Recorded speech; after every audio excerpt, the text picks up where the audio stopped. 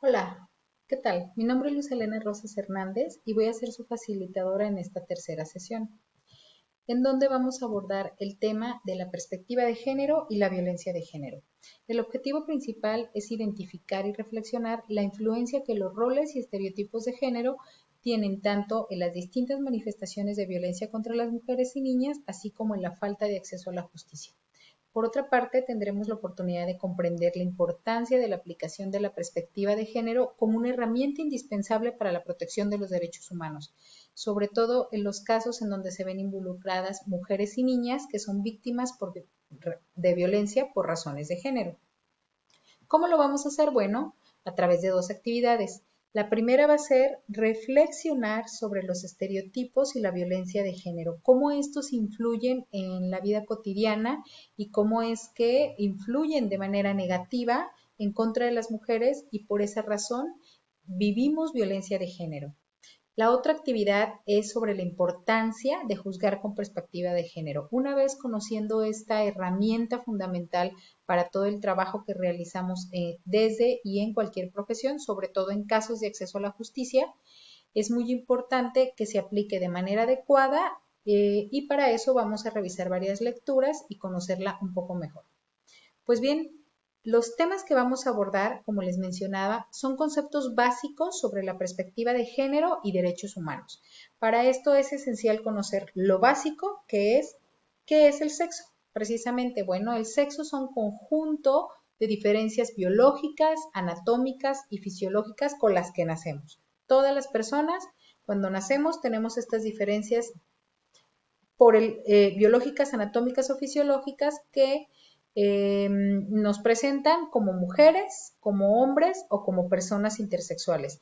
Las personas intersexuales tienen tanto características biológicas, anatómicas y fisiológicas de mujeres como de hombres. Ahora, el género es la construcción sociocultural en donde se nos atribuyen socialmente cómo es que tenemos que comportarnos y es tomado como base en la diferencia sexual. A partir de ello se construyen los conceptos precisamente de masculinidad y de feminidad y los cuales determinan cuál es nuestra función o las oportunidades, la valoración que tenemos como personas e incluso los derechos. Es muy importante entonces y cabe señalar que el género es distinto en cada lugar y en cada época. No es lo mismo ser mujer o ser hombre en México que en algún otro país que tiene más desarrollado los derechos humanos, específicamente el derecho a la igualdad entre mujeres y hombres. Eso es muy importante. Otro concepto que vamos a tomar en cuenta o que vamos a estudiar es precisamente el rol de género y los estereotipos de género. El rol de género nos habla sobre un conjunto de funciones, tareas, responsabilidades y prerrogativas que se generan como expectativas. Son exigencias sociales y subjetivas en las que nosotras y nosotros construimos nuestra identidad, nuestra afectividad e incluso la autoestima en torno a él. Es muy importante. Por otra parte, como les mencionaba, vamos a revisar lecturas en donde se aborda el tema de estereotipos de género. Todas las personas, sin darnos cuenta, llegamos a estereotipar a otras personas por el hecho de ser mujeres, por el hecho de ser hombres y en relación al género. Estas son precisamente concepciones y modelos sobre cómo son y cómo deben comportarse hombres y mujeres, implicando relaciones de desigualdad, de desventaja y restringen precisamente nuestras oportunidades, ya sea por ser precisamente por ser mujeres, porque regularmente la sociedad está construida por un sistema patriarcal que le da mayor valor a los hombres que a las mujeres, ¿no? Que es como en nuestro caso. Entonces, esto es muy importante. Hay estereotipos o la mayoría de los estereotipos que no en sentido estricto son negativos, pero en el caso de los estereotipos por razones de género, sí son negativos y regularmente van en contra de mujeres y niñas. ¿Qué otra cosa tenemos? Para dejarles más claro, les pongo un ejemplo muy rápido. Estereotipos y roles de género. Hubo una campaña, no sé si recuerdan hace tiempo, sobre o que promovió una radiodifusora con frases como estas. ¿Qué somos? Mujeres. ¿Y qué queremos? No sabemos, somos mujeres. A lo mejor causa risa, es algo cotidiano, es algo que está expuesto que se reproduce por medio de medios masivos de comunicación y que es aceptado socialmente. ¿Pero qué quiere decir? Bueno, nos está discriminando, incluso resulta ofensivo, porque quiere decir que las mujeres, el estereotipo de las mujeres es precisamente no ser inteligentes, no tomar decisiones por nosotras mismas y pues no saber qué queremos, porque somos mujeres, así somos, ¿no? Pobrecitas de nosotras. Pues no, esto es discriminación y hay que tener mucho cuidado en no reproducir este tipo de mensajes o incluso de imágenes, como vamos a ver a continuación. Ahora bien, ¿qué otro tema tenemos por acá? Detrás de un buen jefe siempre hay una gran secretaria. Feliz día, princesas. Como si nada más las mujeres pudiéramos desempeñarnos o no pudiéramos desempeñarnos en otros papeles que requieren liderazgo, si no hubiéramos buenas jefas, así como hay buenos jefes, y regularmente nos asignan un rol de inferioridad o inferior a los puestos que desempeñan los hombres, ¿no? Y precisamente es este que vemos reflejado en esta imagen. ¿Qué otro tenemos? Bueno, solo una mujer es capaz de hacer esto. El carro está volteado. ¿Qué quiere decir? Las mujeres no podemos manejar. Igual como no podemos ocupar cargos de liderazgo, de jefaturas, de direcciones, tampoco podemos o no sabemos manejar y es como si los hombres no se vieran implicados en algún accidente de tránsito o un percance vial. Hombres y mujeres podemos vernos inmersos en una situación de un choque o de voltear una camioneta, como se muestra en la ilustración, pero se nos asigna a las mujeres o se nos estereotipa a las mujeres el no saber manejar. Esto también tiene que ver precisamente con lo que les hablo de roles y estereotipos de género. Otro ejemplo, otro tema, más bien. ¿Qué vamos a ver? Bueno, en la importancia, este tema es muy sencillo de que podamos empezarlo a aplicar y si lo practicamos de manera cotidiana de verdad, lo vamos a poder estar utilizando. Y como funcionarias y funcionarios públicos, ustedes tienen la oportunidad de poco a poco en estas cosas ir haciendo una mejora y hacer pequeñas acciones que al final son grandes y nos van a ayudar a tener una sociedad más igualitaria y más justa, por lo tanto, ¿no? Por ejemplo, el lenguaje. ¿Qué expresamos con el lenguaje? Ideas, reflexiones, gustos, sentimientos, conceptos, pensamientos, y estos están cargados precisamente de intenciones, percepciones, y se nombra o se omite la realidad. Entonces, al no nombrarnos a las mujeres como consecuencia precisamente a lo largo de los años, ha traído esa invisibilización en donde no somos tomadas en cuenta ni en el ejercicio de nuestros derechos y ni siquiera en que seamos nombradas. Es decir, si yo soy una persona, hombre, y nunca me nombraran, probablemente me sentiría discriminada. ¿O cómo nos sentiríamos? Entonces es muy importante el uso del lenguaje incluyente y no sexista, ¿sí? Para referirnos a las personas. Por ejemplo, en lugar de decir el juez Margarita Ramos, podemos decir la jueza Margarita Ramos. O en vez de decir el alumno, el maestro, que incluya el trabajo o que incluya las diapositivas en su trabajo, podemos decir ya sea la maestra y el maestro incluirán estas diapositivas en su trabajo o en su presentación final.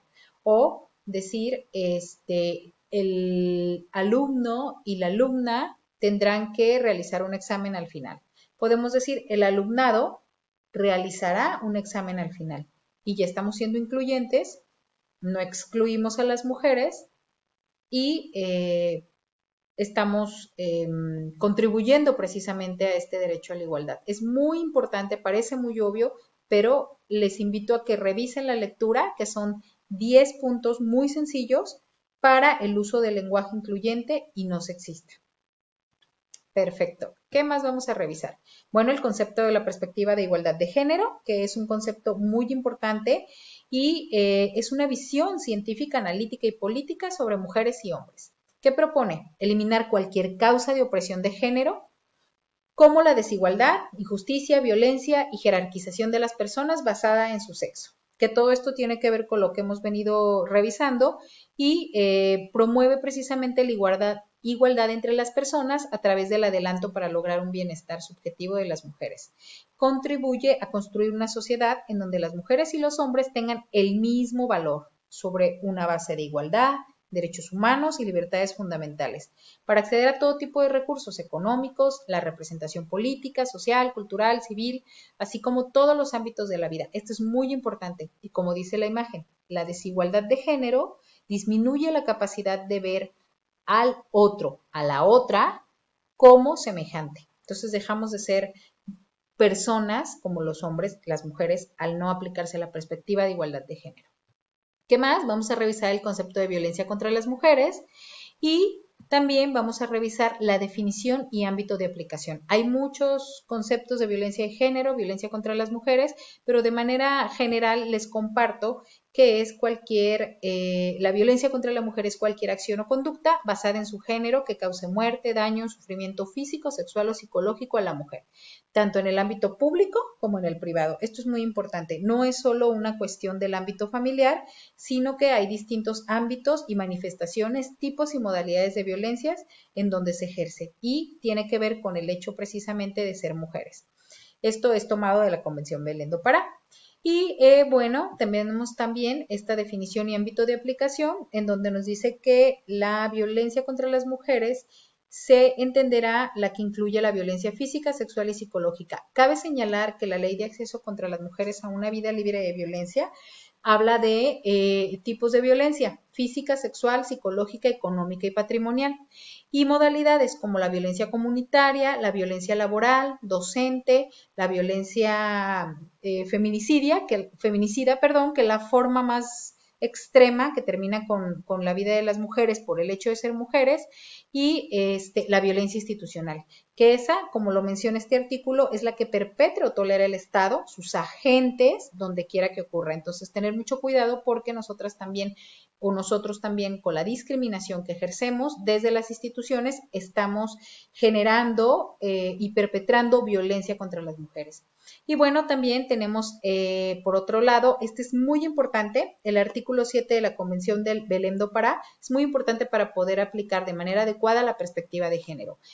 ¿Qué es el estándar de derechos humanos en relación a cómo se debe de comportar o a qué está obligado un Estado, como el Estado mexicano que firmó esta convención, este tratado internacional que protege los derechos humanos, nos dice cómo es el mínimo básico lo que debe de cumplir para prevenir, sancionar y erradicar la violencia contra las mujeres, precisamente en su artículo 7, que lo puedan revisar, y nos habla de abstenerse de cualquier acción o práctica de violencia contra la mujer y velar porque las autoridades, sus funcionarios, funcionarias, personal y agentes de instituciones se conformen de conformidad con esta obligación. Ahora bien, actuar con la debida diligencia, esto es muy importante para prevenir, investigar y sancionar la violencia contra las mujeres. Esto lo van a ver ustedes en el caso de Campo Algodonero, que es una de las actividades de lo que tienen que leer para realizar la actividad 2, y van a ver que el derecho a la debida diligencia no se llevó de manera adecuada. Ya me estoy adelantando a darle la respuesta, pero revíselo por favor a cabalidad.